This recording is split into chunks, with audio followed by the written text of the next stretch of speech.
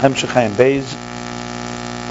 We begin Maimer Zois Chukas, which is Discourse number 7, chapter 26. So after explaining the two examples for how the spheres get revealed, Esa spheres Hagluyas get revealed from the Esa spheres Hagluyas, which essentially is that we're trying to understand how something is both rooted in a source, but at the same time, if that source was revealed the way it was, it would never be able to contain it. Existence could not come into being. The spheres could not be emanated. So that's the question here. How does it go from a state of Esa spheres, we're talking about energy, that is tangible and definable, as opposed to the way it's all contained in the source. Interesting, I was looking and I see in Rabbi Rashab his ideas are developing in Ayin Beis, but in Tafrei Samaches, Shvus Mamorim, what's called Erzerua or Moshe Nigish El Arafel. Samaches is a whole arichas at length, with many more examples of how that's for Esa spheres Hagluyas. Here he used mainly 3 examples, if you remember. I'm talking about for Esa spheres Hagluyas themselves. You could see, compared to there, it'd be a very interesting study of how that evolved to this, because this is later, a few years later. But clearly, he was like so-called researching it and discussing it at length there. But regardless, these are all examples to try to understand. Also, he doesn't say there. Here's the only place he says actually that's L'mayla Mahasaga, and we intuit it all. But nevertheless, we're trying to relate to it. And the beauty of this is that really what we're seeing here is that Rabbi Rashab is struggling to show us how we actually get a glimpse of the picture the way the artist has. That's the bottom line. So it's not just, as we said, that you just accept or we're told by Emunah, faith, you have to believe. That the fact that this second example, what it really adds primarily, that you've said clearly, is that as soon as Chachma, even one sphere Chachma and Atzilus, you already know something about the intention of the artist. Because you can argue that you look at a piece of art, for example, and you could say, you don't know anything about the artist. You know, he made a nice piece of art. You have no idea what his intention was, or what he's about. The fact that Chachma is a Gili Pnimi, like he calls it, integrated sphere, even before Bina, you don't know anything else, just that tells you that he wants some structure. In other words, if you were around, if you could hypothetically be like a fly on the wall, so to speak, when you see Chachma emerge after the Tzimtzum, you know that whoever is sending Chachma here wants a structure, wants that he should be known, because it's Chachma, it's wisdom. So that means that the artist is giving us hints in existence to himself and what he wants and his kavanah and so on. Not just the Beis of Baruch that just tells you, that there's more.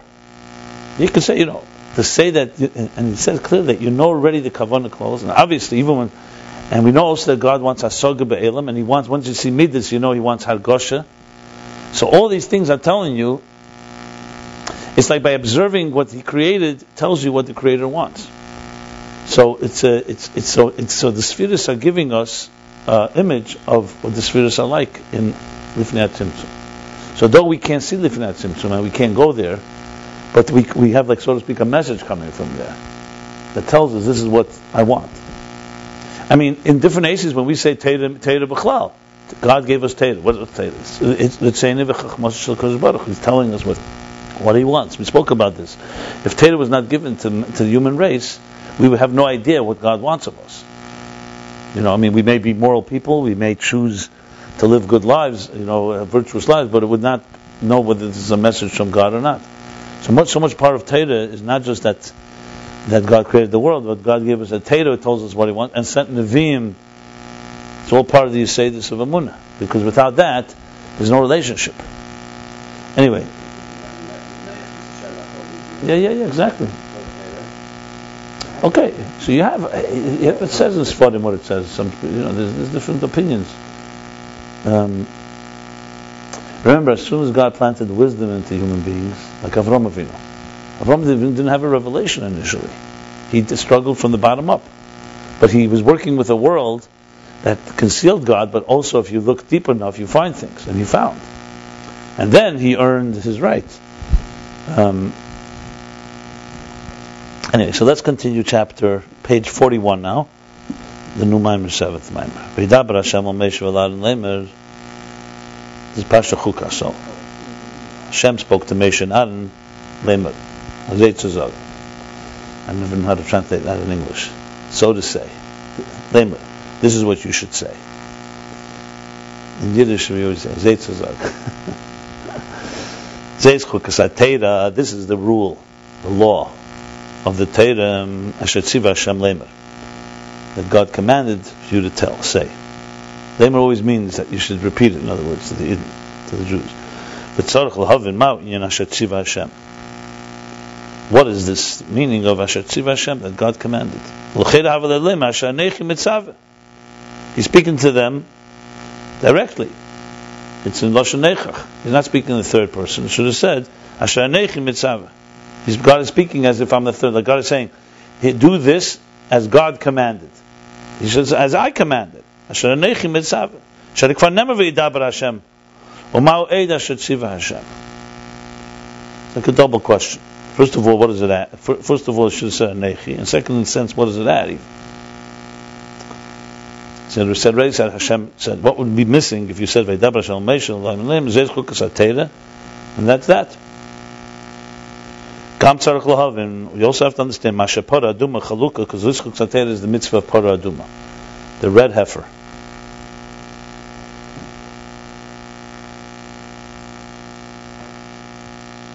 The red heifer, which was a mitzvah given to purify from Tumas Hames. Purify from the impurification of death. So you have to understand, Masha Parah Aduma Chalukah Mekol Har Karbanos is different than all the offerings.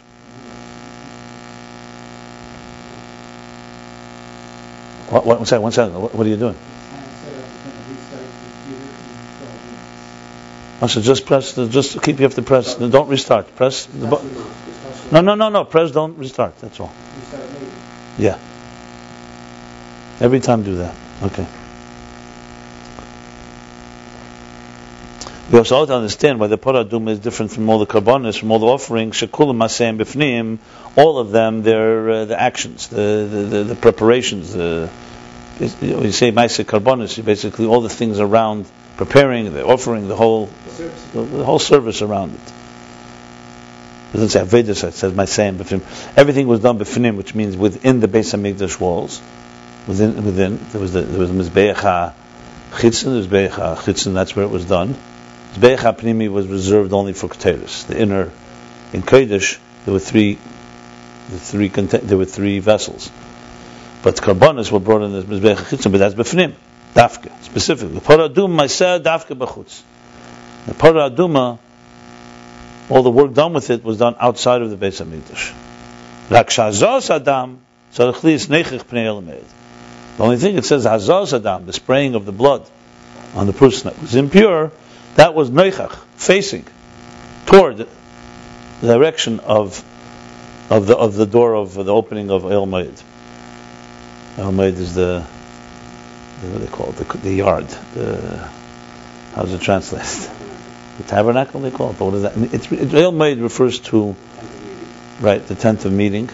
But first, there's the Kedesh Kodashim, Kedesh, and there's the Azara, and the Elmeid, there's the courtyard. Okay, so that's the question. Why is it different? Why is red heifer, the Parah Aduma, different? Gam, Mipnei Ma Kol Maseh Dafka Alidei Elazar HaKohen. And why all the Maseh Dafka through Elazar the Kohen? The Parah Aduma was specifically Elazar, the son of Aaron, not through Aaron, Kohen God. Okay, fine. Now we go, and it's going to be a summary, as is customary at the beginning of each discourse, that sums up everything till here, which is, obviously a very good reality check to see whether we're on track. To understand all this, we shall preface what we was explained earlier. The is the 10 revealed spheres that are transmitted from. I use Nimshach, Hamshach is, I think transmitted is the best word. I know sometimes you can say Hamshach is drawn, manifest. I think manifest is more slapshus. Nimshachim is more that it's transmitting from. Namshach. Is the Matzilon, that the 10 revealed spheres that are transmitted from the 10 hidden spheres b'matzilon, which are in their emanator, meaning the divine, as Hashem is an maitzil, as an emanator. The Hainu Shaar Hayichud, which is basically another way of calling it the root of the energies. The root of these spheres is the root of that, as we said, according to the. By the way, Tafrei Samach Chesi also speaks about the Pardes. Very interesting. Very, very. There he proves that even according to the Shita, that Eidos Pshutim, that the energies have no shape, which is not the Shita here. He also says they're Shaar Hayichud. He gives a very interesting example there. Very similar to our discussion that when you imagine something, you only see the image, you don't see the details of it. So bottom line is you can see he's pushing to make sure that there's Shaar Hayichud, not just Shaar Hayichud. Bottom line that there's something. Anyway, I'm just pointing that out. So essentially, these Shaar Hayichud, Haklun Beid and Shaar Lifnei Tzimtzum, which are encompassed in the infinite divine light before the Tzimtzum. So here's the end of the sentence. Hamshachos Malidei Tzimtzum. So basically, this is how it should be read. The Esses V'Sagluz, Hamshachim Esses V'Sagluz, B'Matzilon, the Hainu Shaar Hayichud, Haklun Beid and Shaar Lifnei Tzimtzum. Hamshachosam, their transmission is through a Tzimtzum. So this is the essence of what he was explaining. How this works. How these Esses, hidden spheres, how the revealed spheres, through a Tzimtzum, emerge. And explain this Tzimtzum. What is this Tzimtzum about?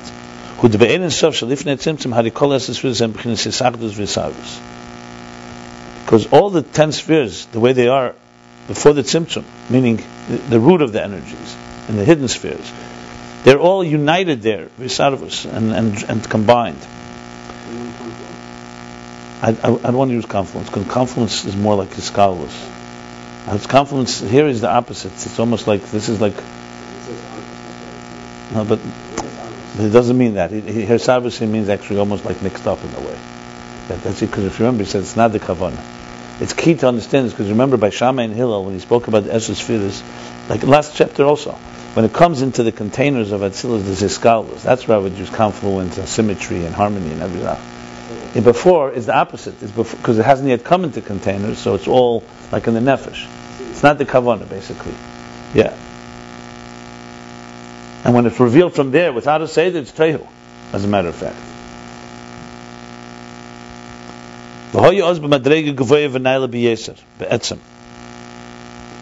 And there they were also in a state, an exalted and elevated, a sublime, increasingly sublime state, fundamentally.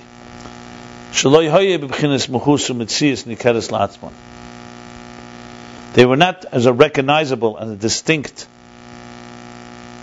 muhus, personality, and mitzias being on their own. In other words, they were all in that higher state.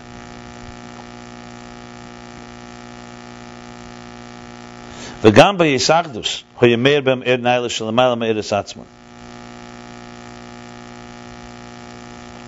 he adding here? And also when they were united, they radiated a higher energy that was high. Another thing, yeah. Right, like the Eira El Kolan, right. So in other words, besides the fact that they themselves are in a higher state, when they're together, they have even a higher energy. There's the energy that is even beyond what they are on their own. Higher than the energies themselves.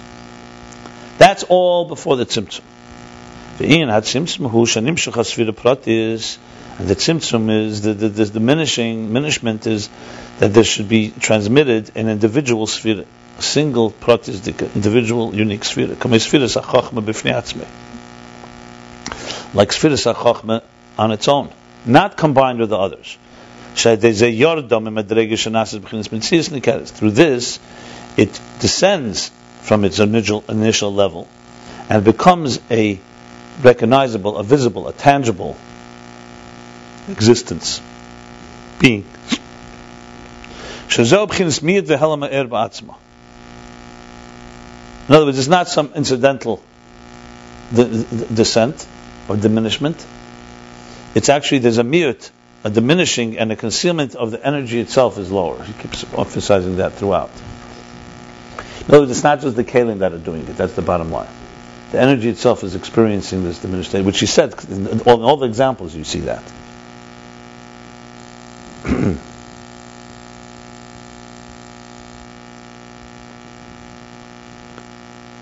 wanted to just check that it doesn't close down.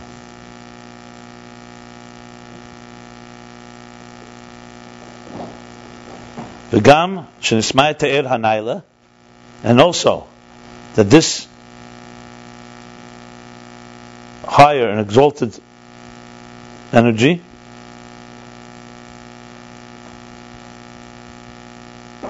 should become diminished. Shaar Hayichud V'Hemunah. So he's now explaining all the different things that have to happen for the spirit to become. So he said several things here, just to sum it up. One is that they were all hisardus hisarvus. They're united and all combined together. They were in a higher state. They were not able to be recognized at all, and they can't be recognized in any individual way. And they have also an energy that's even higher than them all as a result of their being united. The Tzimtzum takes care of all that, affects everything. First thing it does, or first, not first necessarily in order, is that an individual sphere emerges. That's dikeres, that's recognizable, that's distinct. And also the diminishing of the Eir, the higher Eir that was there, that's higher than the spheres themselves when they were all together. So like with the Beis of Baruch, what happens? Once you have a Beis, you no longer have the higher energy of the meaning of Baruch. Besides the fact that you don't have the Deis Vav Chaf, you also don't have that whole higher thing. Missing, you don't have the meaning at all, right? Exactly. That's what I'm saying. That higher air, you do have a piece of Baruch. You do have a piece of that.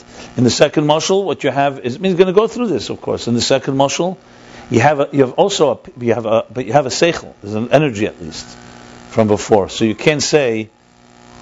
You could say there the student does have something from the higher air as well, but it's in a diminished state. That's what he's saying. Okay, nismayat ha'er. V'nizboid ha'mashal and explained the mashal, the example Metevas Baruch, from the word Baruch, Beis Reish Vav Chaf, blessing. Sheyesh bo haskola. It has in it a concept, a scholar, a intellectual idea. Ukeshamafridim os achas, and when you separate one letter from the word, even though it's exactly that word. So it's exactly that letter, rather. It's a Beis. It's not like another letter. Nevertheless, it does not have within it scholar. Just the letter Beis. And another example was explained. Like an inyan sichli, a concept that comes in many details, that is expressed through many details. Hare kol prat, hu seichel prati. Every detail, as opposed to the Beis, has no seichel at all. Here, every detail in this bigger idea has a specific individual seichel, individual concept. U'mekol hapratim yachad, and from all the details together, muvan ha'inyan hasichli is understood. We can understand, is understood the general inyan sichli, the whole concept. Shemizbayir muvan ha'pratim ha'elu, that is explained and understood from all these details. When you transmit and when you convey the idea to another, then you come step by step, detail by detail. Besides the fact that the same thing, the same inyan, that idea, as it comes in the transmission, vizgalus and revelation, so besides the fact that as soon as you're transmitting, it's no longer the same as it is the way the mashpia, the transmitter, the teacher, has in his mind. Besides that, hine mashiyesh by me'inyan hasichli, even that which it does have from the sichli, hamizbayir removing mekol inyanim hu b'chinas miyut levad. So besides the fact that there's just a fundamental difference between the two, even the part that the recipient is receiving is also that's understood from all these inyanim, from all these details. It's also in miyut levad, in but a diminished state alone. B'chol inyan prati, in every detail. Af shenimtze bo gam kameshu inyan prati b'fnei atzmei.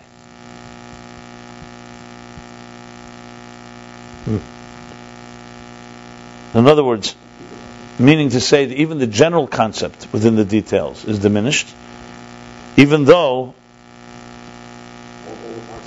so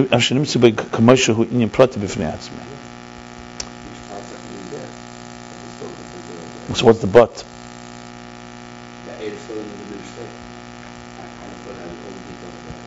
It's not saying all this. He said,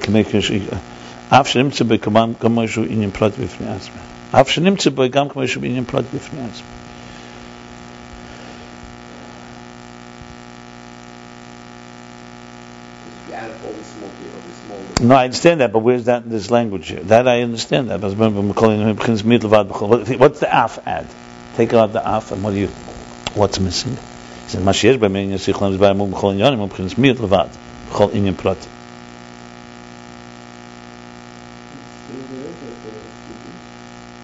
That, but before the af, before the af, it's clear what he's saying. Why is it a diminished state for him? Because he has everything, he has all the pieces there. But he should have Av Shenimtze by Kol HaPratim. And he still is in a diminished state. What's that? Then he should have said Av Shenimtze by Kol HaPratim. Doesn't say that. He said Av Shenimtze K'moshe Hu Inyan Prati B'fnei Atzmei. That's not Kol HaPratim. That means he's saying, look, the student, the recipient is receiving a detailed seichel. Let's say he receives nothing else. This detailed seichel. Obviously, number one, he doesn't have the whole picture. Even the part that he does have is diminished. Then, let's say the student hears all the pratim. Even then, diminished. So, even though he has all the pratim. He doesn't say that. That what is gam? Even though that the seichel is in every detail, so it should all add up to some. All the parts should add up to make it one whole song. Okay, fine. That. So in other words, even the Inyan Prati B'fnei Atzmei also has a part of the whole seichel, and nevertheless, when he has all the details and he has besides the detail, each detail he has all the details together, it's still diminished. Besides the fact that he fundamentally is on a different level than the mashpia. And also after the recipient knows all the details, the concept is not radiated by him, begili mamish in a revealed way, like by the mashpia, the transmitter, who knows it, as he said, in a subtle way, in a dakazdik way, in a refined way, in a more, Interesting, he actually says three things here. One, he says that there's just a fundamental difference between the mashpia and the makabel, period. They're two different beings. Okay. Just keep your eyes on that. I just don't want it to go down.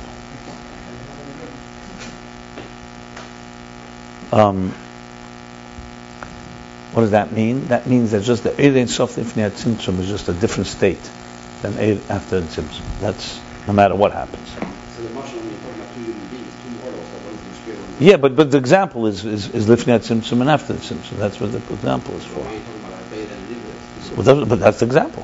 That's why it's a mashal. It's called a mashal. But that's the mashal. It's Lifnei Tzimtzum and after the Tzimtzum. It's Esses Rizagnusis, and they reveal. That's for sure the mashal.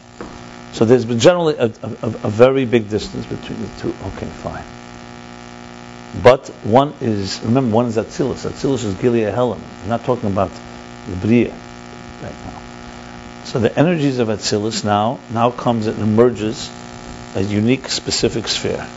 That specific sphere is definitely diminished.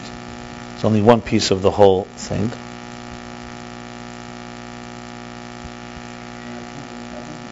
So then, no, ak. It says all as the spheres atzilus and spheres and says the spheres agnosis.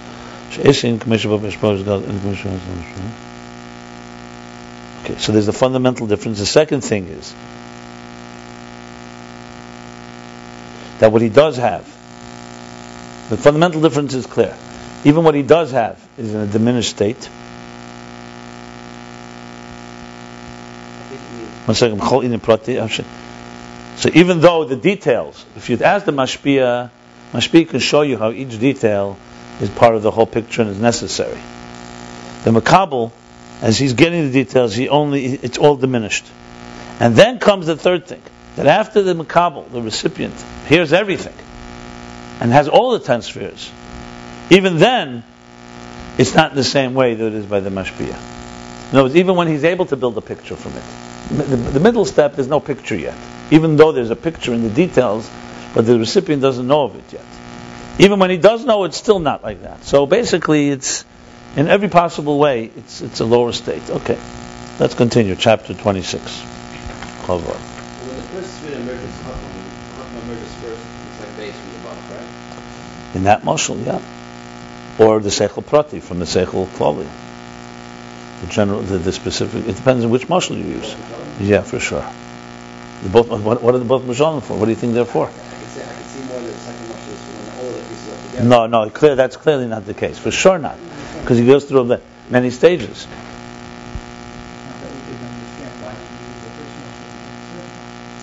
It was a question I put on the table. Well, I'm not sure. I want to learn further and see before I say. I mean, I could speculate different answers, how each one adds. There's no question that each one has something the other one doesn't have, or else there's no reason to mashalim. The question is what the first one adds. The second one is clear what it adds. The second one is, in the first one you don't have seichel in the base. In the second one, you know the kavanas hamaita, you know what the spheres are about in the second one. In the first one, you completely don't know anything. The first mashal, if you remember, he also struggled with its eir b'chlal. You could say it's a keli, and he had to find that it's chitzeni sa'ir and it's shemesh. The first mashal is definitely adding something. There's no question about it. Or else he wouldn't bring it. But it is clearly the second mashal is more fitting to eiris much because eiris seichel is a gili. There's a gili in a seichel prati. In a base, there's no gili, or not as much gili. Let's continue. I have no doubt that it's going to emerge. I see no reason to speculate. I really don't understand. From my point of view, you may answer it after 500 pages. Just listen. Remember, I think a good teacher explains something, but always leaves you wanting more. If you think you have it all figured out at the end of a class, it's trouble, in my opinion. I had a good teacher. His name was the Rabbi, and it was always that way. You will not get it. If you get it, it's not doing its job, especially with Chassidus. And also another thing, unless it refines you and you change who you are, then you're for sure not going to get it. So it doesn't matter. Your head is not going to get this without some refinement. There's a price to pay. Okay? No. I don't know where you heard this stuff. Not Krishma Shalmita. I'm talking about personality change and how we behave with other people. Let's not forget that's what it comes down to. What Hillel said to the potential convert was not to go say Krishma Shalmita. He said, be nice to other people. Because that's the hardest thing. To say Krishma is very easy, by the way. You could be Krishma and say be obnoxious also. Someone provokes you. Krishma, you don't have to deal with human beings. So you can be you can be a monster and say Krishma Shalmita. Krishma Shalmita should be also refining you, but let's remember what's the where it all begins. I am a big advocate. I'm a big warrior against religious addiction. I cannot stand religious addiction. To me, it's like a drug, as dangerous as any drug, even worse. Because a drug, everybody knows it's a drug. And religion is kavyachol, God's so-called laws, and so that's why I'm very adamant about it. Look, I heard something very interesting. You could read in a sefer what you like. The question is, does it or doesn't? If it does, great. If it doesn't, you have to wonder what's happening. If I saw somebody who's being a ritualistic Jew and is doing it by rote, and just because he was told, and he sees in Svarim, and bottom line, he becomes a more refined person, fine. But if he doesn't, I won't be surprised. Because maybe he's just doing things that, it's like brushing your teeth. We brush our teeth. It's pure routine. The Gemara says, "Benafshe kara," a person who heard Moedim automatically come to shul. So you could think it's a big mile, because most people sometimes don't even hear it. So the Chassidus, the Rebbe brings that, no, it becomes Hergel Nasa Teva. If you do it automatically, it means there's nothing to do with any Aveda involved. So my point that I'm trying to make is that there's a refinement. I heard there was once a couple that came to speak to me here, old Bali Tshuva, very fine people. They had big differences, they had big problems in their marriage. Some of it was cultural, meaning they came from different countries, so they had different simply styles. But nevertheless, it starts grating on you too. Obviously, things start building up. And they told me something which was very interesting, that Mashpia told them, which I thought was really very good insight. It's very relevant. I mean, I don't know if it's relevant to what we're discussing here, but he said to them, you both think you became Bali Tshuva. You once didn't eat kosher, now you eat kosher. You once didn't keep Shabbos, now you keep Shabbos. You once didn't cover your hair, now you cover your hair. Or whatever, all the different niceties. Because that's called tshuva in Maisim. The real tshuva is midas. You're still your father's son. You're still your mother's daughter. Whatever provoked you before, you think you suddenly changed because you became frum. You can do all the mitzvahs. It doesn't mean that you become a more refined person. And on the contrary, you think by doing mitzvahs, that's automatically going to do the trick for you. It's not the way. We're all in the same boat now. Now, that's what's called kol yama b'tshuva. Everyone has to do real tshuva. Is who you are as a personality, and that is not that. Just doing a mitzvah is not going to do that. And relationship with a husband and wife, just to keep more hilchos Shabbos, is not going to make the relationship better. If God blesses you, great, but that's His gula. You talk about you need to sit down and figure out how to communicate with each other. And if you don't communicate well with each other, that means you never really did tshuva on what you did in the damage in communication that you came in before you were so-called through. I thought it was brilliant. That's pure chassidus, actually. This is chassidus. This doesn't take away from Ma'aser Iker, the actions paramount, and Shalei L'Shma Bo L'Shma. Obviously, you do it anyway. It's like a routine. You teach your children a routine. But if it stays there, you're talking about asking for trouble. Yeah. There has to be that's the bottom line. So my point is, for sure, chassidus is 100%. And it ends up making the hold of Eilam Hazeh, it becomes weaker if you allow Ruchnius of Chassidus to hold you. So, my opinion, and this was actually, some people had actually challenged and disagreed with Alter Rebbe with his approach. Some of the Pelisha Rebbes, other Rebbes, felt this approach of heavy-duty intellectual immersion in Chassidus was not the way. The Baal Shem Tov's way was kurz, emotional, inspirational, get them ignited, and the Alter Rebbe was of the strong opinion otherwise. And then you could have argued it because everybody was living in a kedushidik environment. Today, it's clear what the wisdom of what was going on. Even the Chassidus understand today much more than that. Then you understood it a bit. Today you're talking about that. It's selfless. Time of the Baal Shem Tov, everybody was a Shemitah mitzvahs, and yet it was still called a state of faint. They were faint. The real faint is today. Today you have 80% of the Jews that don't even know what Yiddishkeit is, and the rest are mechanical. So talking about today is where you realize the importance. To me, besides everything else, just the immersion in this means you're not immersed in something else. As simple as that. It's already a big achievement. Because there's a lot of shtusim to get immersed in. There's so much today, all the options. If this stimulates you and excites you, that means a little part of you is already excited by something that's holier.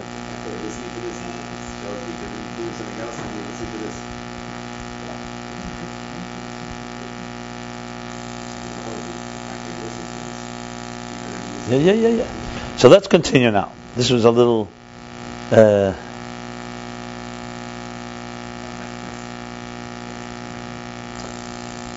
chapter 26. V'hinei b'sefer shel beinu chelik beis perik yud beis. And now in Sefer shel beinu, which is Tanya, section 2, chapter 12. That's Shaar Hayichud V'Hemunah, the last chapter, which is some prince in Tanya, and Aaron Strashella writes that Hayichud V'Hemunah was never finished. Writes Chosov there. So the last chapter there, Chosov writes V'zel l'sheni. So we're talking about the exact language of Tanya now.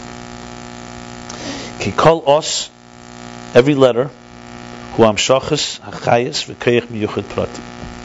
Every letter, he's talking about the letters of the Sar HaMamoris, that's the whole discussion there. Every letter in Hebrew transmits energy with keich miyuchad and a particular force, keich miyuchad prati, a specific force. And when many letters combine together to be a word, then, besides the many, the sum of the quantity, the many different keiches, v'chayis, energies, forces and energies, in addition to that, there's a el al kolona. Literally means something that rises to the top, rises above them. Hamshachas keich elyon v'chayis klolis hakelelas v'shkulu connected kol mini keiches v'chayis pratish. So there's a el al kolona that goes above, that rises above them all, that drills down keich elyon v'chayis klolis, a higher force and a general energy, hakelelas, that is encompassing v'shkula, and is shkula connected, and it is equal measure. Connected, kol mini hakeiches v'chayis pratish. It means it's as power. It's equal to all the different individual powers and energies of each of the letters. V'eil al gabein, and it rises above them. V'hi mechabraton mitzarfton yachad. Mechabarton mitzarfton yachad. Right. And this energy, this higher energy, joins and combines them together, or combines and joins them together. Tziruf is usually not as strong as chibur, but they're both anyway. They're both. It's interesting. He says chayes v'keyach, keyes v'chayes. Well, bottom line, simple as this, which of course is clearly going to address this whole issue of Baruch, because this is Kol Diburim about the first example. So what's he saying? He's saying the following. He's saying that basically in Tanya, simple as that there's a word that's made up of letters. Each letter has power and energy, which is why gematria matters. Yud Kei Vav Kei. So it's not just the whole word. Yud is powerful. Hey, Vav, Hey. As a matter of fact, you need each one. There's no way you have a Yud Kei Vav Kei without each one. I'm using that specifically because there we all know that the letters are powerful. In Baruch, you could say, what's a Beis already? But the truth is, even in Beis, Baruch has an energy. Then something happens. When you bring together Beis, Reish, Vav, and Chaf, or any word, so besides the fact that now you have the energies of four letters, Beis, Reish, Vav, Chaf, each have their own energy. And this includes gematria and the meaning of the letter and the shape of the letter and everything that comes with it. You know, Beis is from the word bias, Reish from the word Rosh. You know, each one has meaning, they have gematria. So besides the fact that now they come, there's something new happens. This is what we're talking now. And a new entity enters. We call today synergy. More than the sum of the parts. Which means that, the way he puts it, Eid al-Kolana, that's a higher energy, says a few things about it. It is equal. In other words, it's not just four letters, four energies. This higher is equal to all four together. Shkula Keneged. V'eil al-Gabein, which can mean two things. Number one is that through them, like when you say Kesher Shem Tov El Al Gabeim, so it says Shleish Ksarim, there's three Ksarim, and then there's Kesher Shem, which is a fourth. You don't count four because it's like Sfira Seimer. Day 50, you don't count. After 49, emerges a higher one, but it's higher. But it has to come through the letters. Without the letters, you're not going to have it. It's higher, and then he adds finally, and that power unites them. In other words, on their own, you can have Beis, Reish, Vav, Chaf, you can put them together, but something is still not there that keeps them together, that really creates the bracha.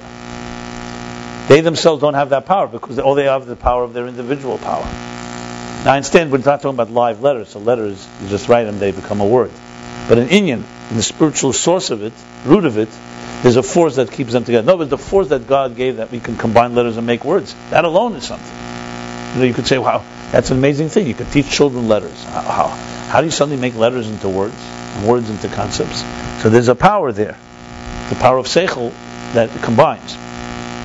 As a writer or as a speaker, you do this all the time. You're a wordsmith. You take letters, you make words. You make words, you make phrases, you make expressions. So that's what he says here in Shaar Hayichud V'Hemunah. We'll see where he's going with this. That's the Atkan L'Shene. That's Zel L'Shene. He actually quoted word for word exactly what it says in Tanya. What he writes, the Kol Eish Wamshach Chayis Miyuchad, that every letter is a specific transmission of a specific chayis, of a specific energy. Nida means that it's not clear. That means that the Rebbe Rashab is saying it pairs. He's not saying it as simple pshat. He's saying nida she'ena kavana rak al chayis da os atzmei.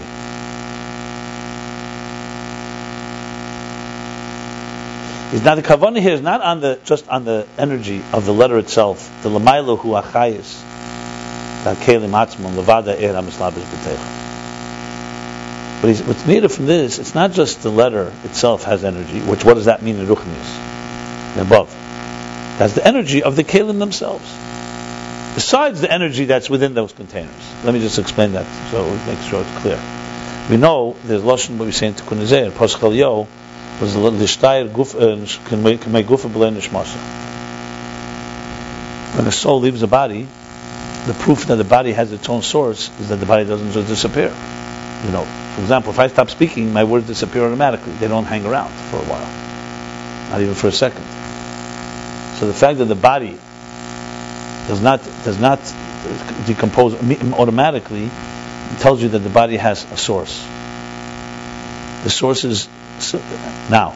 At the same time, it does decompose. You could say, well, then why doesn't it just remain intact forever?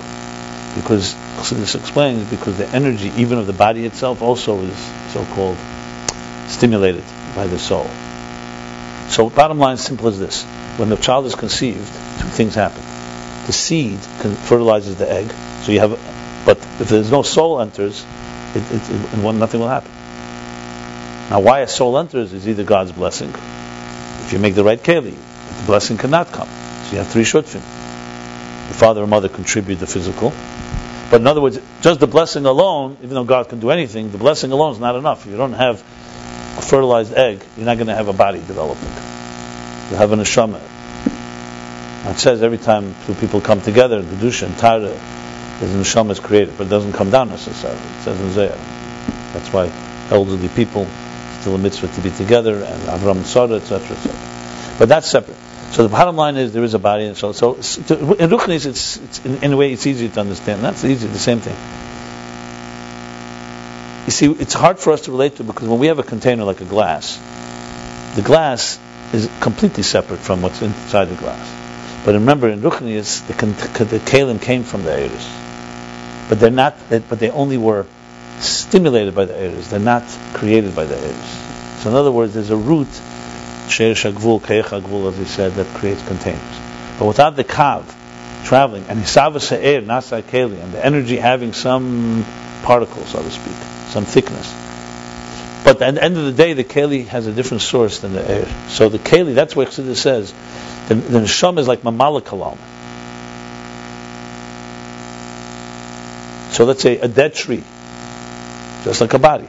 The dead tree no longer is growing, so it doesn't have the spirit in it. But it's still a physical tree. What gives the chemer, the wood, power? There's a chayis in that. So that's what he's referring to. So he says, number one is, that's nida, which is actually a chiddush. Wow. He's saying it's not just that. Because the chiddush you could say it's that. He's saying no. Well, it's a chiddush. It's not really, it's pretty obvious also from the Tanya.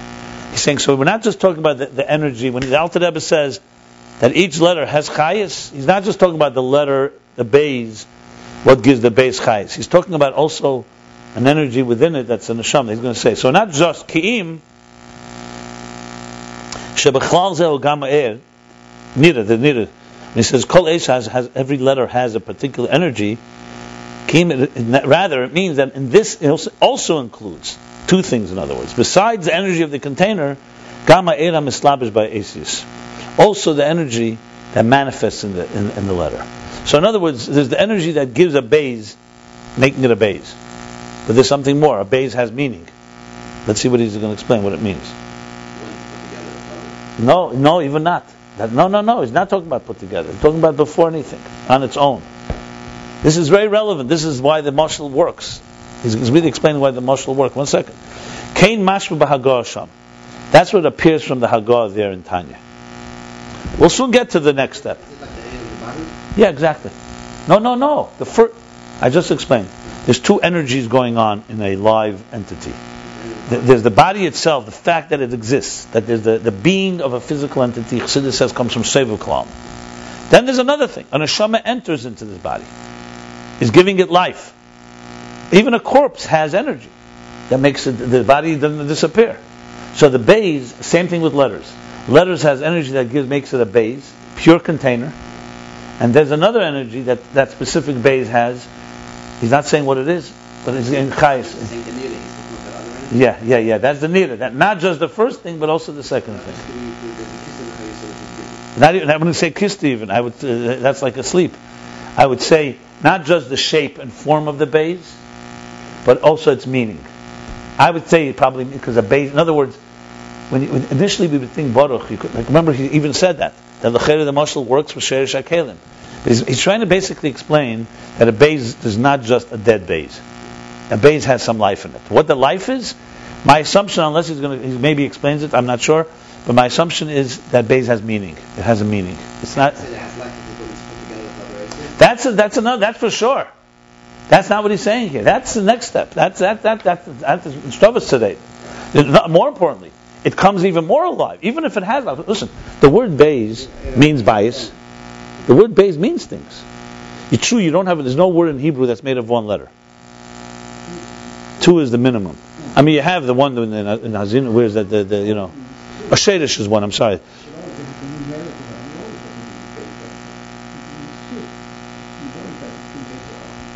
Fine, I'm just saying, what is he referring to?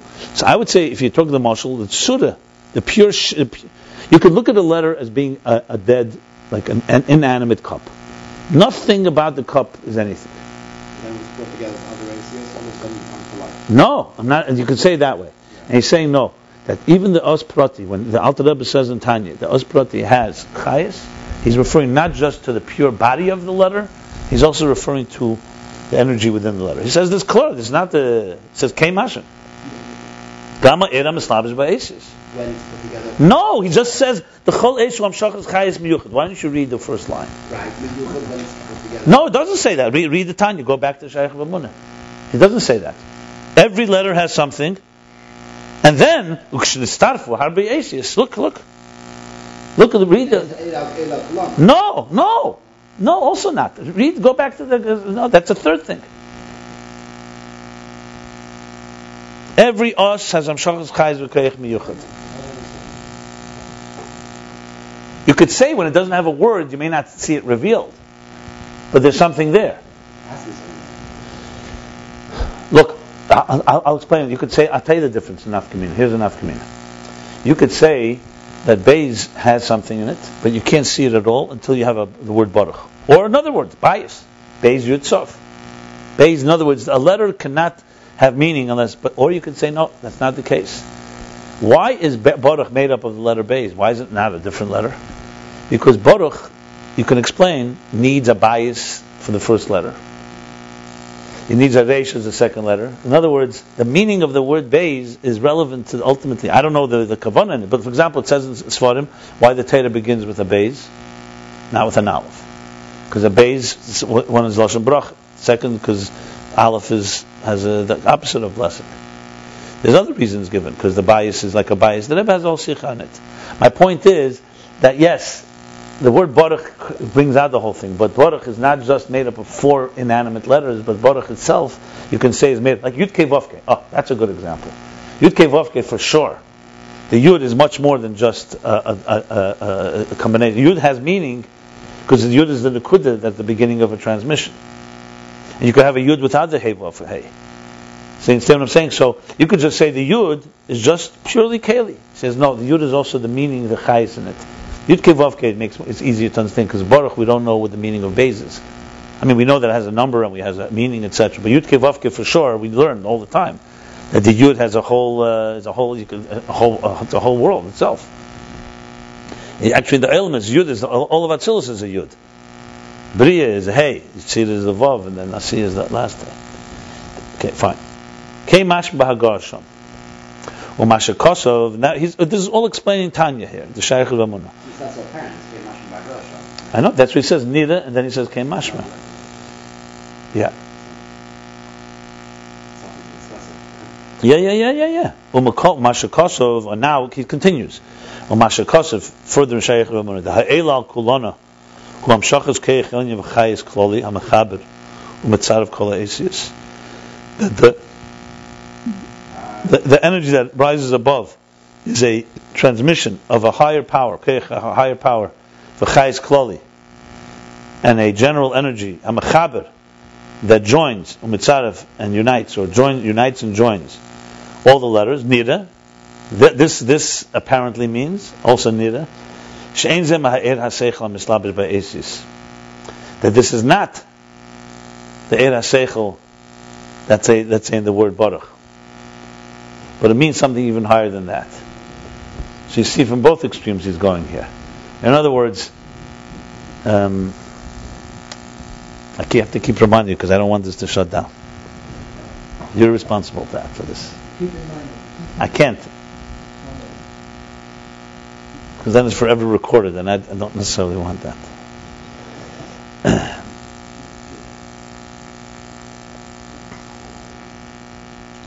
So both things are happening here, importantly. Both things are happening here. So we really have like four things going on. You have the letter, the container. You have the meaning, the eir within each letter. You have the combination of all the words that bring out a seichel. And you have an eir el kolana that's higher than the seichel, that's the sum of the parts. And then he adds in the parentheses. And maybe part included in this is Gama Eir HaMislabish, is also the energy that manifests.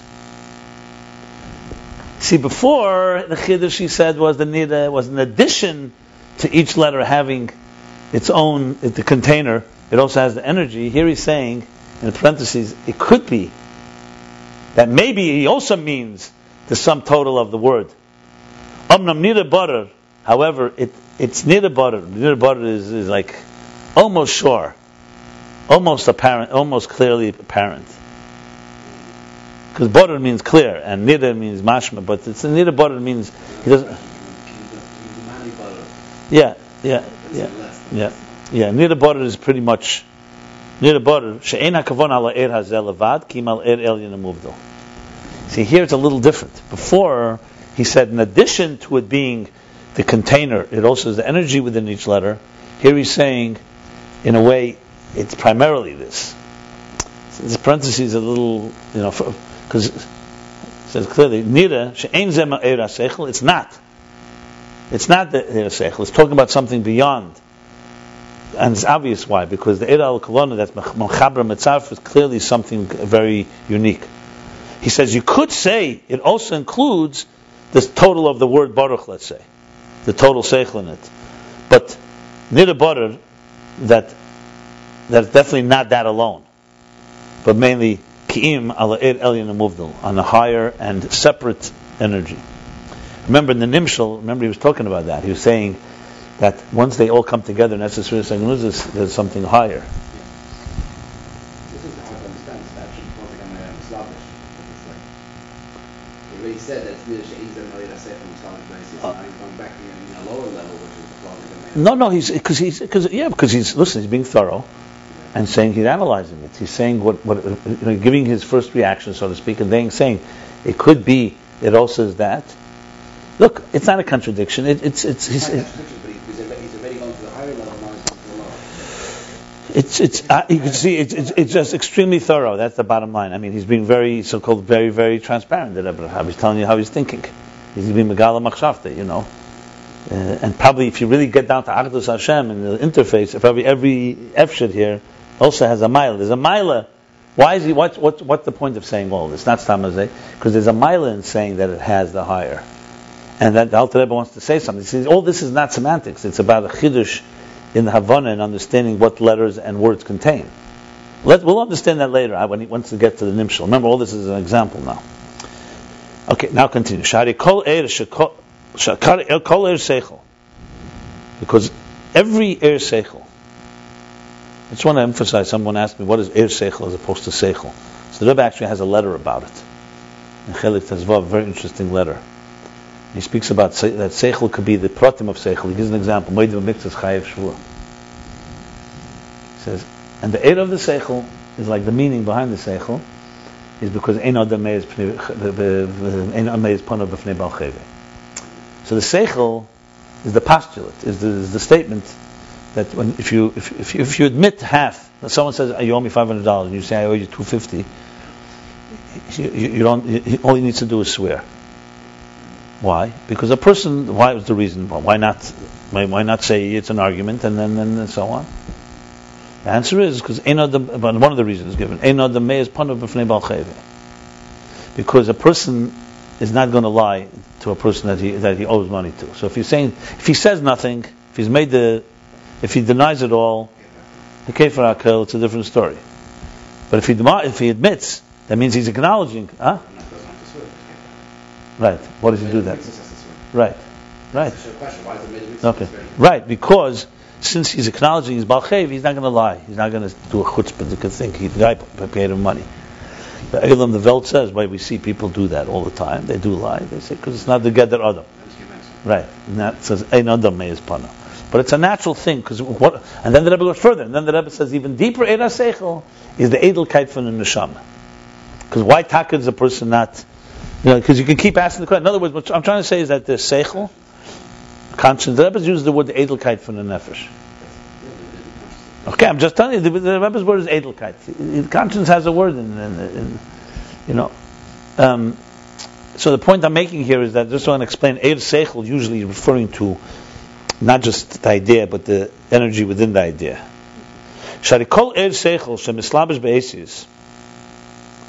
Now he's going to explain it.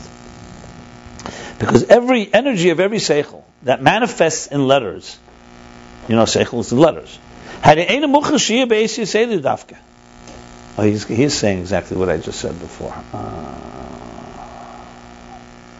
It's not mukhrich, it's not necessary, it's not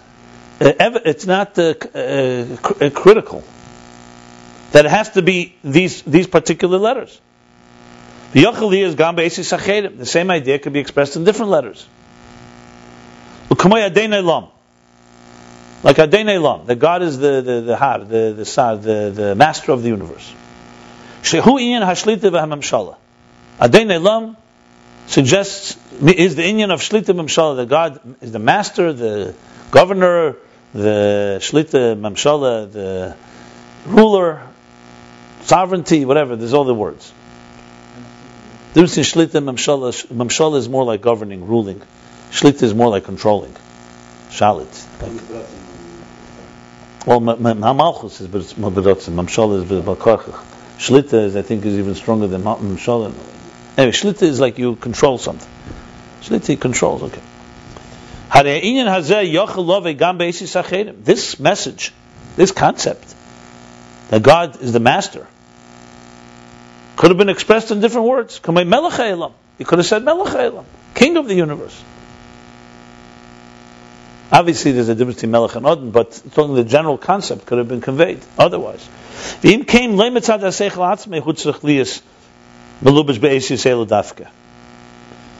So then what the question is then, why these letters, not other letters? Imkain, since it could be manifest in other letters, so it's not the seichel itself that compels it to be manifest in these letters specifically. And he gives now proof. As we see, two wise people say the same svara, the same theory. These are the examples used in Chassidus. The Rebbe has a heart about it. The Rebbe explains. I saw on the bottom it says the They should wrote, we're not sure maybe there's a Rambam then also. But there's a harder from the Rebbe why Tosfos Rosh V'Ram, because there are three different ways they have three different styles. I don't remember now what it says, but it's a very interesting order. You're familiar with it? Definitely we have to add it to the record here. Why Tosfos Rosh V'Ram? Because they are three that say similar svaras, but their style is different. I think the Rebbe says Rosh is Ran is definitely Iyun, and the Rosh is more Pesach, more like collecting, and Tosfos is comparing. I think I have to look there. I have to look it up. I mean, generally speaking, that's what Tosfos does. That's what they do. But interesting. Okay, so we see Chacham that say the same. They're saying the same svara, the same theory, the same idea. And each one of them says it in the different letters, which is why so many Achreinim argue sometimes are the Tosfos and Rosh saying the same thing or they're not saying the same thing. Sometimes they say it's exactly the same thing in different words. So we see from this that from the Seichel itself, it's not compelling us that a Dafka specifically has to be these letters. What is this teaching us? What is this proof? So then what is making of these letters? Rak mitzad keich ha-mitzaref. This is coming from the keich ha-mitzaref, the force, the power that connects, that joins, is the right, fuses, joins. Shu mitzaref u'mechaber esis u'malbish b'emes ha-seichel. This mitzaref, this additional force that joins and combines letters and manifests in them seichel. Which, and this is, as he said in Nida, this is a higher power than the actual seichel that is manifest in the words. That's where it comes from.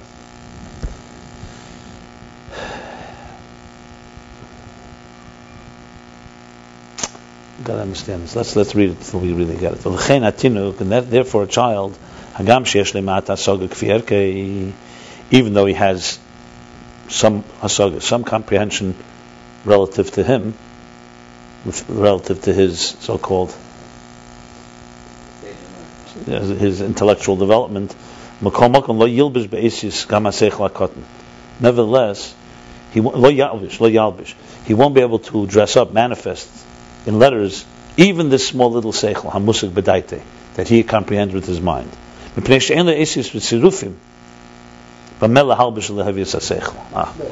bringing another proof basically, because he doesn't have yet the letters and serufim, the thing that combines letters.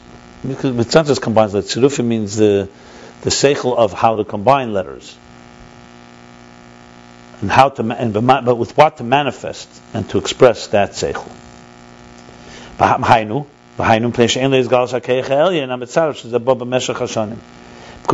is that? Because he doesn't yet have revealed that higher power of that joins letters, that comes with the years, that comes with age. The koyach matzarev hu koyach hachachma. The koyach of matzarev, the power to join letters, is a koyach hachachma. V'heira mislabish hu mebina. And the heira mislabish and the energy that's in the word. Let's say the word baruch means bracha. That's bina. The power that connects tafka these letters, which could have been connected to a different word. Another word could have expressed baruch, or like adain, like he said melech. That's chachma. Wow. The chiddush is like developing. He's like not just, he's really making a whole case out of this. And that comes in the maturity. That comes in the days of maturity. Bimei hagadlus essentially is as one matures. Mature age.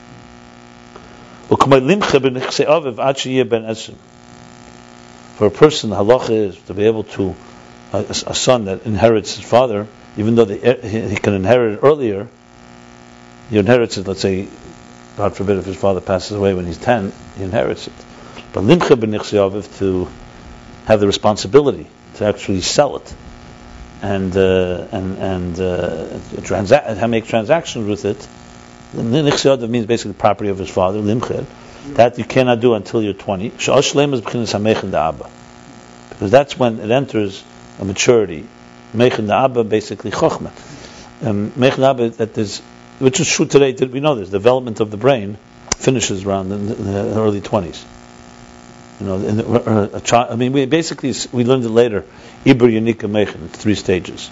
But Meichen, what we call Meichen the Gadlus, begins at Yud Gimel for a boy, a mitzvah, for a girl to 12, and it finishes approximately 12, 20, 21. And from there, it's downhill after that, which I can testify. Yeah. Well, the formative years. Listen, maturity settles in. There have been Ben Shleishim this, there have been Eboim Labina. But we're talking about the brain, and we're talking about the power of the brain. Experience comes with experience. 20 doesn't suddenly mean you have experience, but it means the power, the capacity. For example, that's why you teach, let's say, learning Chassidus. When you're 13, 14, there's no way you can abstract. You don't think in abstract terms. You think in tangible terms. Oishis you can learn, but you don't really get the ruchnis of it. And other things like that. There's a maturity. This is Ma'aser Shaar. We all know. We hit it at that age. And it's like and suddenly you look back and you look at 15-year-olds. You look back when you were a 15-year-old. It's almost a joke. How smart you thought you were. It's interesting. But as they say, by the time you're old enough to know your father was right, your children are telling you you're wrong. That's the key line. So, bottom line is, like he writes in Kutatera Pasha Bamidbar, we speak about Ben Esrim Shana because there it talks about counting. The census begins from 20, and the reason is because of this reason.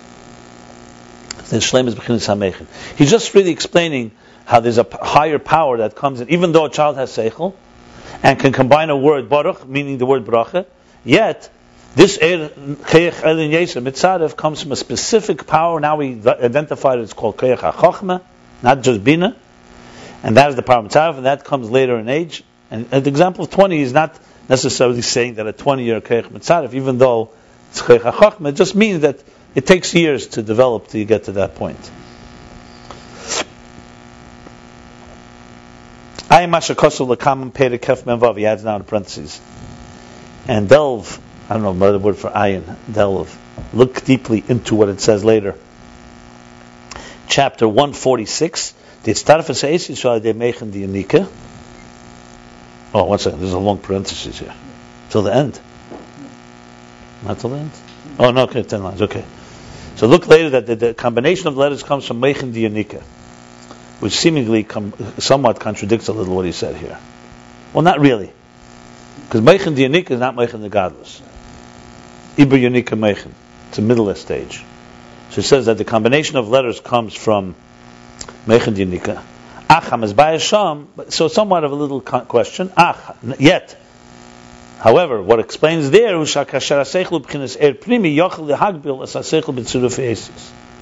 explains there is that when the seichel is in the form of pnimi, meaning it's integrated, then you can confine it, the seichel in combinations, in word configurations or letter configurations combinations.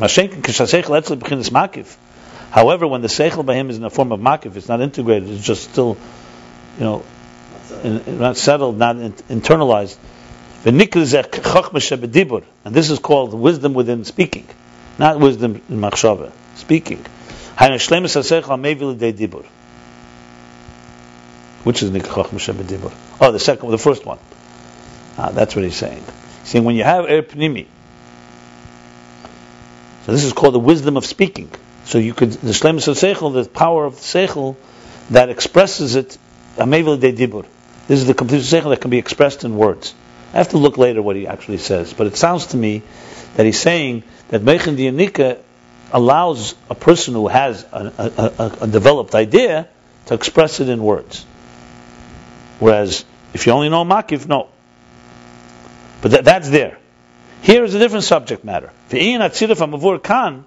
here we're talking about not that type of, not talking about a person who has a concept and he needs a certain amount of intelligence to express it in organized words. Here the tziruf is talking here mashal megala, or maybe saying be'esiv tzirufim elu davke. Here we need a much higher seichel.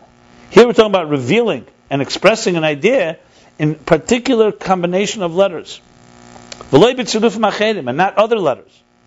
And not other combinations. Shezeh dafka b'chinas meichen da'aba shel ha'mayla ma'asaga, u'b'chinas yichidush b'nefesh. This comes from meichen da'aba, not just meichen diunika. It comes from chokhmah that's higher than comprehension itself, and from yichidush b'nefesh, which is even from almost the essence of the soul. He's basically saying like this: when the Rosh, the Tosfos Rosh and Ran, why each one chose these letters is because their neshama, their minds are fundamentally different, and it's not expressed. It's not because of the seichel. The seichel could be expressed this way, but there's a depth that they're expressing that is coming. Let's say the Rosh's style was a certain style. That type of chachma comes from a very deep place. So his method of expression is different. Not the content of the expression, the method of expression. And that comes from a Koyach Elyon Yeser. In other words, you need to really study very well. If you put three statements from Tosfos, Rosh and Ran side by side, the same idea, we know it's the same thing. Why did this one say it like this? Why this one? You'd need to have a lot of good analysis of that, because there's a reason for that. I've seen some. I don't think many Mefarshim go there. Did you ever see anything like that? That someone actually compares two. I mean, in Pesukim they do that. Why one pasuk is like this, but that's different a little. Yeah, but no, there's the use of words. Why use of words? Usually the diuk is more in Teresh B'Ksav. Why in one pasuk will use this word, another pasuk another word. More Rashi and Rambam because they disagree, not because of the same idea in different language. Disagreement is partial, of course, you analyze that. But you're talking about two people saying the same idea in different words. Interesting. Yeah, it's a whole different level. That's what he's talking about here. Okay, that's a qualification in the parentheses. Continue. Outside of the parentheses. That was a child. So far he said two things in explaining this. He said the nida from Tanya, from Shaar Hayichud V'Hemunah, Eirel Kolona, is what? Number one, it's not just the letter, the kayas, the energy in the letter, but it's not just the letter itself, but also the meaning inside the letter. And the second half, Eirel Kolona, is not just, or primarily, not the meaning of the word itself, but there's a higher power that's mitzaref. When you learn Shaar Hayichud V'Hemunah, you wouldn't necessarily say that, because we learn it very quickly, and we just say, okay, Eirel Kolona is the combination. Because Beis, Reish, Vav, Chaf on their own don't have bracha, and together they have bracha. That's Eirel Kolona. He's saying here clearly much more. And the first proof that he brought from to explain it, he says, because Seichel on its own can be said many different ways. Like Tosfos Rosh and Ran. So what gives it, why this way, that way? Because it's a Koyach HaMitzaref. That's a Koyach HaChochma, not Bina. And the second thing, children. A child can have a concept but cannot yet express it, because he doesn't yet have that maturity, that Koyach Elyon. So he can say Baruch, bracha, but if you ask him, tell me another way to say bracha, he doesn't have the intelligence to do that. He would only use what he knows. He's limited, that's just as an example. So he doesn't yet have the ability to go to that deeper place that has a different way to be mitzaref, a different way. Actually, when you think about it, it's actually, I would give another example. The idea of giving an example. When you learn something when you're younger and not so experienced, you can understand it, but you can't really convey it to someone else. Someone else, a good person who understands something, can find new tzirufim. Exactly. In other words, in other terms, an example. That a child cannot do. That's a koyach elyon yeser for sure. You heard a child say in other words. Right. I remember I was teaching 12th graders in Beis Rivka, and I remember I put down a bunch of questions. What's the difference between nafshel kis nafsh habamis? What's the difference between yetzer hara yetzer tei? What's the difference between teira and the answers they gave was monosyllabic, monosyllables. Everything was good and bad, literally. 80% of the class wrote good and bad, good and bad, good and bad. And I asked them, do you have any other synonym for the word good? And what does good even mean? But for a child, it's good or bad. When you start getting older, you realize, 1 second, there's many levels of good, and there's good without bad. My point is, the idea of the nuances, gray areas, the idea of building the ability to express something, even what we're trying to do when we take a word, doesn't mean this, doesn't mean that, confluence, synergy, so on, integration. Okay. So now he's going on. This was with a child. So we see with a child that there's a higher seichel called combining letters. The same is with an adult. Like, example, The hashpah, the transmission, the teaching of idea from a teacher to a student, it's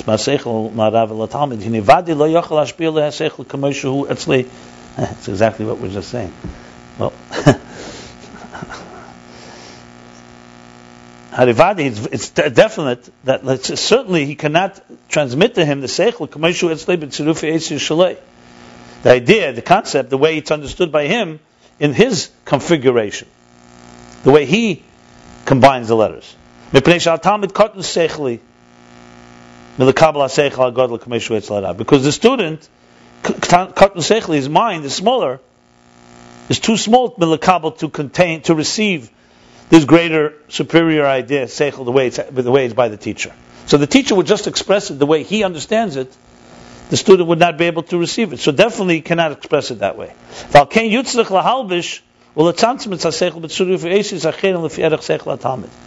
And therefore he must manifest, dress up,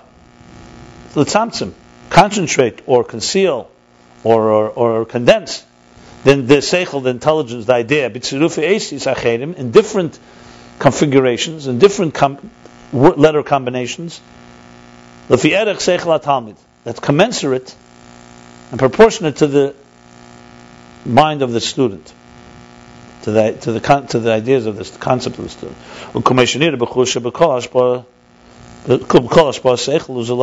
As we see in actuality, that in every transmission of seichel to someone else, to another person, it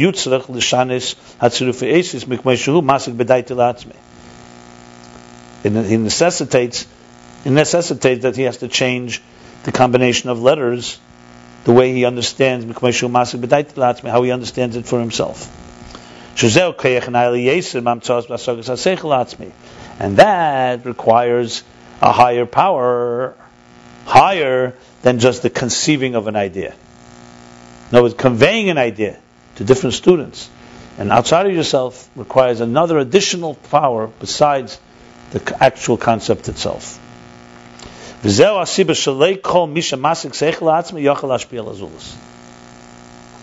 it out. And this is the reason that not everyone who comprehends a seichel, and he's saying he does comprehend a seichel, comprehends an idea for himself, is able to transmit it to another. Because even when he conceives of an idea and he understands it himself, nevertheless he cannot transmit this to another. He's not able to. Because he cannot find letters and combinations of letters, the right combinations with what to express the idea to another. And now he's like, going even further. And that is because the combination of letters comes from Keich Yuli. Keich Yuli is hard to translate. It's just like a nebulous power. It's like, not the word nebula. Keich Yuli is sometimes like a seed. Yeah, I understand where he's going. Okay. I just wanted to say the word Yuli. Yuli is like some type of Aramaic word. Yuli is usually like when we talk about the Yisod HaEsh, we mentioned the element of fire, how it is in this quintessential source. It's not fire. It's a state of Yuli. Yuli is almost like a state of potential that from there generates. But potential not as like a well of water, you just have to draw it out. It's more like unconscious. It's a state of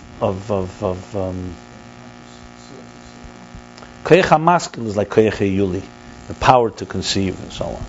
Bottom line is, it's a source, but it's not a defined source. You can't trace and say, okay, here's a flow of water. I trace it and I get to a source. Okay, that's a source. Koyach Yuli is somewhat invisible, somewhat potential. It's used by the Chakim. They use it. The philosophers use it to explain, like how things. It's very Platonic, actually. Every action causes a reaction. It's like an attribute almost, the word I wanted to actually not attribute, like an archetype sometimes. Anyway, so here he's using Katzrufe is boimen akeich Yuli. He's introducing. Till now he said it was keich hachachma, meichin da abba. He used the yechida shebenefesh. Now he's saying because the truth comes from the keich Yuli the seichel. it's not coming from the seichel itself, the conceiving of an idea. It's coming from a power higher than that. It's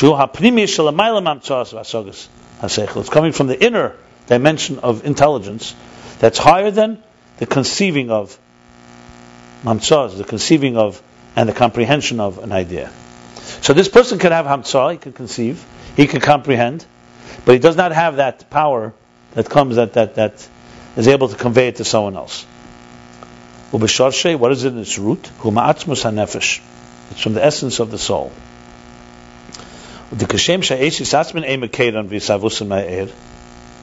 Just like the letters themselves, their root and their coming into being is not from the Eir HaSeichel HaMusug. They too don't come from Eir HaSeichel HaMusug. As we spoke with the containers. Containers do not root it in energy. The energy brings them out, they give them life. But the letters themselves don't come from the comprehended idea. But from the source of seichel. So there's what's called asis benefesh, and nefesh yesh be'asis. We have letters. That's why children learn to speak so quickly. Because if they didn't, you'd think it would take, as they develop seichel, that's when they should get asis. But they're able to say words. Where's it coming from? Even though they don't yet have true comprehension. Because words are existent already in the nefesh before. That's what it says. K'noida, as it's known. So just like the letters don't come from the energy,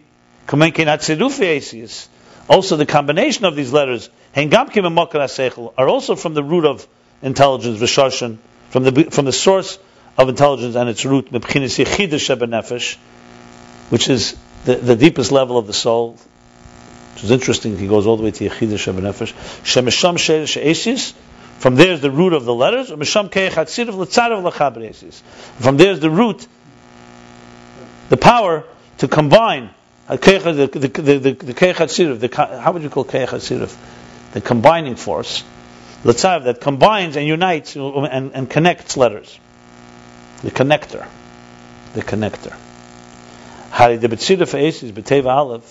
So what do we conclude from this? So therefore, so we see from all this, the B'tzira Fa'esis, from the combination of letters, B'teva Aleph, Achas.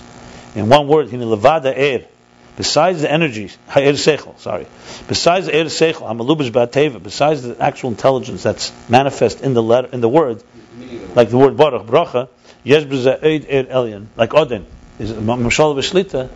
Yes, there's another thing, there's a Eid Elyon, there's a higher force, Shalamayla Harbe Ma'aseichel HaMusig, that's far higher, it's far greater than the actual comprehended concept. Parentheses, and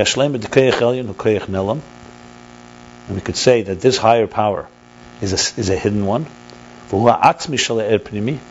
and that's the essence of the Er Pnimi, because we're talking Er Pnimi here. We're talking about letters, words, comprehension. So it's the essence of the Er Pnimi. So the Er Pnimi is the meaning of the word. The essence of the meaning of the word, in other words, the essence, how it's in its root, which really means essence for the Sagnuzis, obviously in the Nimshal. That's going to be the next chapter. And the Chayes Kloli,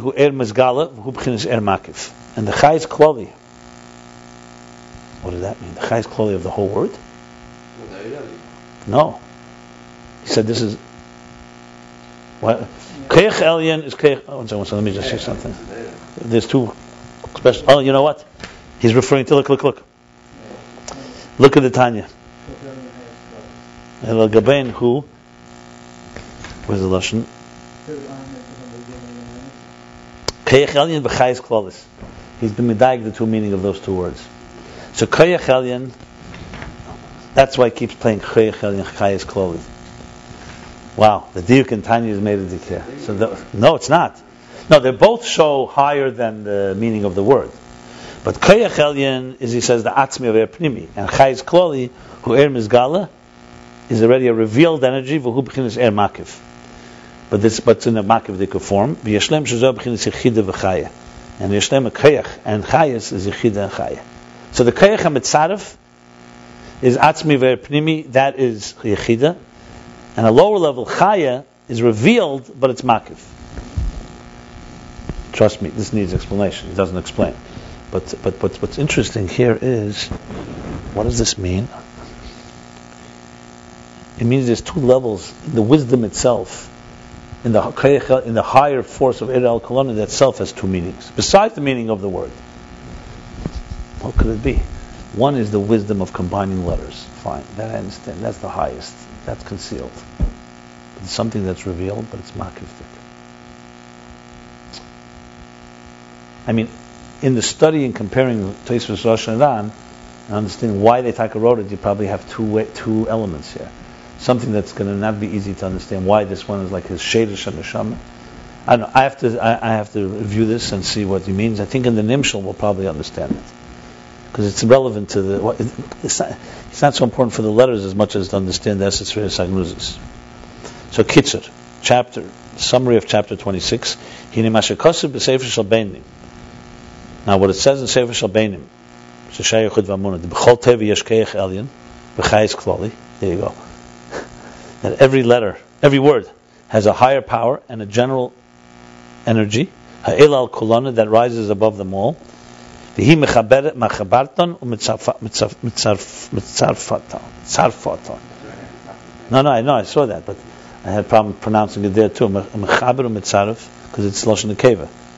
Mechabartan u'mitzarfartan. Okay, tzaraftan. So this power combines and joins them. This is higher than the energy of the seichel, hamusig hamalubish ba'teva, that is understood and manifest in the word. Because